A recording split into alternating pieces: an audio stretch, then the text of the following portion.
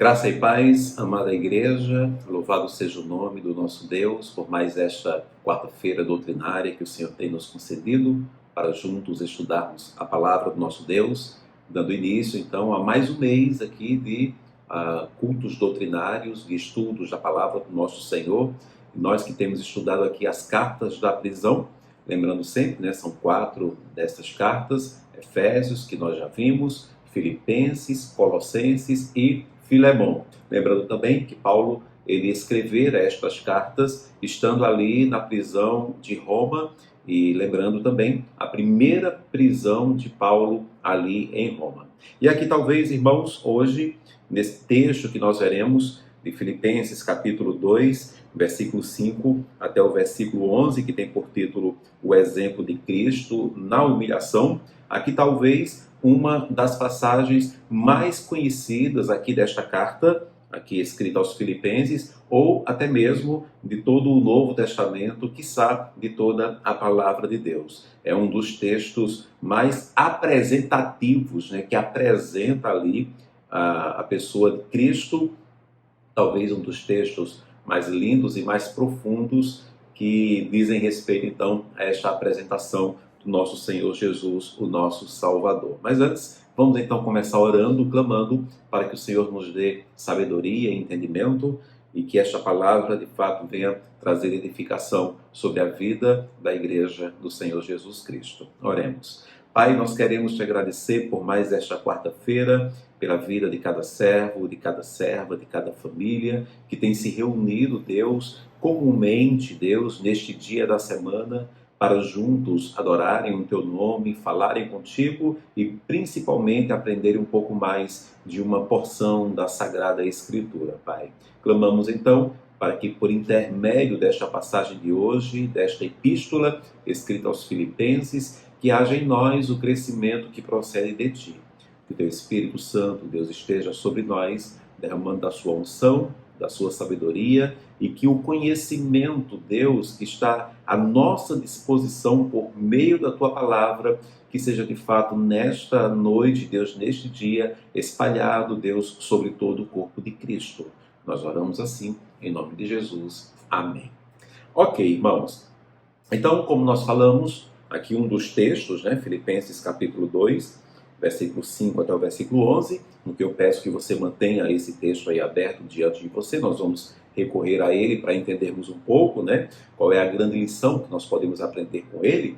Mas, como eu disse, um dos textos mais apresentativos de Cristo e que, digamos assim, um dos textos mais lindos e profundos aqui da palavra do nosso Deus. E observando esta passagem, nós podemos tirar coisas ricas e necessárias para a igreja. Primeiro, irmãos, nós vamos ver aqui, naquilo que Paulo faz nesse texto, quem é Cristo, né? Como ele apresenta ao Senhor Jesus Cristo, né? Como ele é apresentado aqui pelo apóstolo Paulo para esta igreja. E nós podemos ver isto dos versículos de número 6 até o versículo de número 8. Isso, nós vamos pular aqui o primeiro versículo, que é o versículo 5. Então, do versículo 6 até o versículo 8, Paulo faz esta apresentação do Senhor Jesus. Então, quem é Cristo? Primeiro, ele demonstra aqui, no versículo 6, que Jesus, né, Cristo, ele foi. Eu vou colocar assim no tempo passado, irmãos, porque Paulo ele está apontando ali também para um passado. Então, Cristo, ele foi o contrário do mal. Justamente o versículo 6, pois ele, subsistindo em forma de Deus, não julgou como usurpação o ser igual a Deus. Então, irmãos, aqui o exercício é muito simples. Lembremos-nos que o diabo, lá no princípio, ele tentou usurpar o trono de Deus. O diabo, ele tentou tomar o lugar do Senhor. Mas aqui não, Jesus não. Quando Jesus vem para a terra, quando ele então se encarna, quando ele então vem em forma humana, se torna homem, ele foi o contrário do mal. Diz o versículo 6, que ele subsistindo em forma de Deus, não julgou como usurpação o ser igual a Deus. Então, quem é Cristo, apresentado aqui por Paulo, ele foi aquele contrário ao mal. Em segundo lugar, na apresentação que o apóstolo faz de Cristo, ele diz que ele foi o mais que escolheu ser menos. O versículo 7 até a parte B do versículo 8. Antes, a si mesmo, se esvaziou, assumindo a forma de servo, tornando-se em semelhança de homens e reconhecido em figura humana. A si mesmo se humilhou, tornando-se obediente, ou seja, ele é Deus, né? Nós sabemos disso. Cristo, mesmo estando aqui na terra, ele era também 100% Deus. Ele é Deus, mas o texto aqui, apresentado por Paulo, revela que ele esvaziou-se, ele tornou-se servo, ele tornou-se homem, ele foi humilde, ele foi obediente. E aqui vale a ênfase na ação do sujeito, né, apresentado aqui por Paulo. Ele não apenas esvaziou, né, foi esvaziado, ele não apenas se tornou um servo, mas o texto diz, ele a si mesmo se esvaziou. Porque sendo o próprio Deus, sendo mais, não era outra pessoa que faria ele ser menos. Ele mesmo se esvaziou, assumindo a forma de servo, né? Ele se colocou ali na posição de servo, tornando-se em semelhança de homens. Foi ele que fez isso, foi a ação do próprio Cristo. E a si mesmo ele se humilhou, né? Ele humilhou-se a si mesmo, tornando-se obediente. Foi uma ação que partiu do próprio sujeito. E aí, aqui ainda nessa declaração de Paulo, quando ele diz, né, e reconhecido em figura humana, mostra aqui então a literalidade. As pessoas olhavam para Jesus e viam isto nele, essas coisas em Jesus, de forma literal, né? Ali o esvaziamento, o ser servo, a humanidade em Cristo, a sua humildade, a sua obediência ao Senhor, né? Ali ao seu ministério. Isso era literal, ele foi reconhecido em figura humana. E em terceiro lugar, quando Paulo ele apresenta a Cristo, ele diz então que ele fez o que fez até o último, e eu vou colocar assim, o último limite. O versículo 8, na parte C,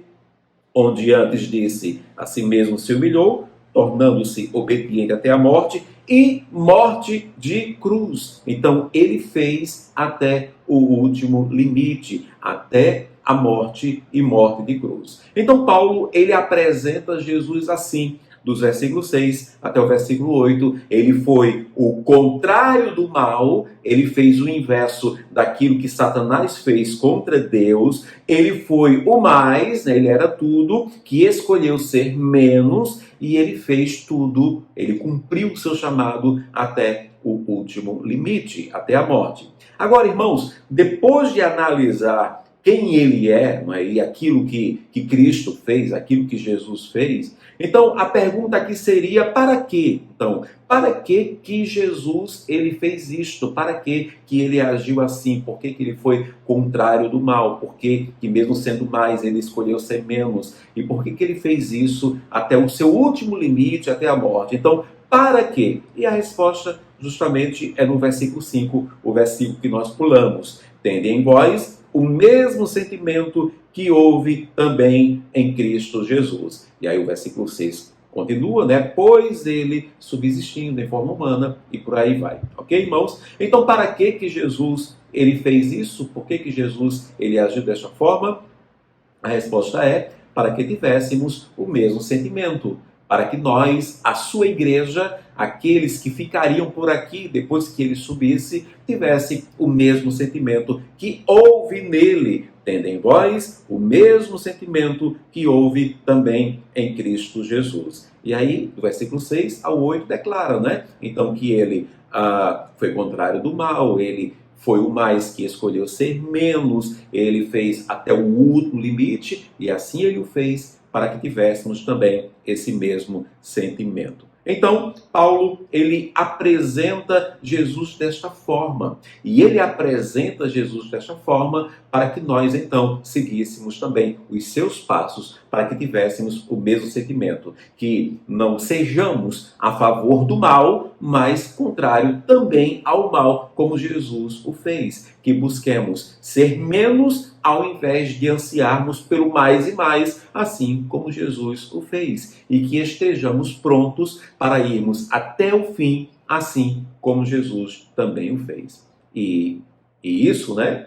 Claro, se, aqui tem um se, nós faremos isso se, de acordo com o capítulo 2, no versículo 1, se há, pois, alguma exortação em Cristo, alguma consolação de amor, alguma comunhão do Espírito, se há entranhados afetos e misericórdias. Então, o se nós agiremos desta forma, nós teremos o mesmo sentimento que houve em Cristo Jesus, nós seremos contrário ao mal, nós vamos desejar, digamos assim, buscar o menos, ao invés de ansiarmos pelo mais e mais, estaremos prontos para ir até o fim, isso se de fato nós formos cristãos de verdade, se formos crentes em Cristo Jesus. Se há alguma exortação em Cristo, alguma consolação de amor, alguma comunhão do Espírito, se há entranhados afetos e misericórdias. Ou seja, irmãos, de fato, é aqui um texto totalmente apresentado para aqueles que são nascidos de novo, para a real igreja do Senhor Jesus. E isso, irmãos, nós precisamos para cumprirmos o propósito maior. Nós precisamos ter esse mesmo sentimento que houve em Cristo Jesus,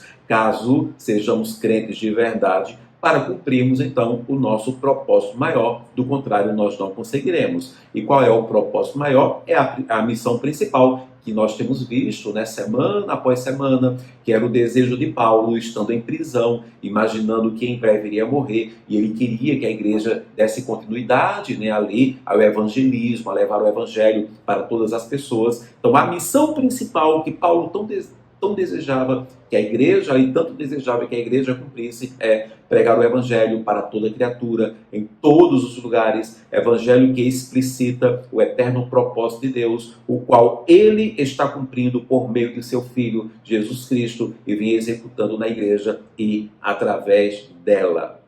Nós só cumpriremos este propósito avaliando tudo que nós já vimos até aqui, desde a carta ali escrita aos Efésios, mas hoje aqui, irmãos, nós cumpriremos esse propósito se nós tivermos o mesmo sentimento que houve em Cristo Jesus. E isso se formos crentes de verdade, não, se nós formos contrário ali ao mal, né, contrário totalmente ao mal, se em vez de buscarmos aquilo que é mais e mais, de fato ali nos entregarmos aquilo que por vezes é menos, né, ainda que o mais esteja à nossa disposição, mas busquemos o menos, o esvaziamento, como Cristo ali o fez, e estejamos prontos para irmos até o fim. Então, ele é, não é? No caso isso, Cristo é, apresentado aqui por Paulo, ele é e fez o que fez para que tivéssemos, então, um parâmetro. No caso de Jesus aqui, irmãos, de acordo com Paulo ainda, a pergunta é, valeu a pena para ele?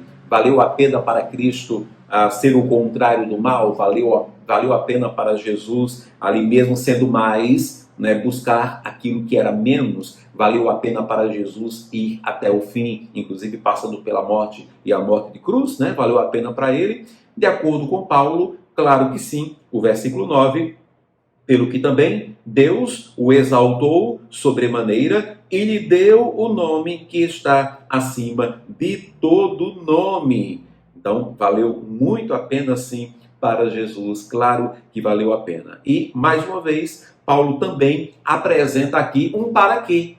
Se na primeira parte do texto, ele, quando demonstra ali, né, quem é Cristo, do versículo 6 até o versículo 8, e ele demonstra ali um para que isto, para que tivéssemos esse mesmo sentimento que havia em Jesus, aqui também, quando ele apresenta o ganho de Cristo, no versículo 9, pelas decisões tomadas por ele, então ele apresenta para nós novamente um novo para quê, né? Ele foi o contrário do mal, ele foi o mais que escolheu ser menos, ele fez até o último limite para que fosse o nosso parâmetro. E agora então Deus o exaltou. E para quê? No versículo 10 e até o versículo 11. Para que ao nome de Jesus se dobre todo o joelho nos céus, na terra e debaixo da terra, e toda língua confesse que Jesus Cristo é Senhor, para a glória de Deus Pai.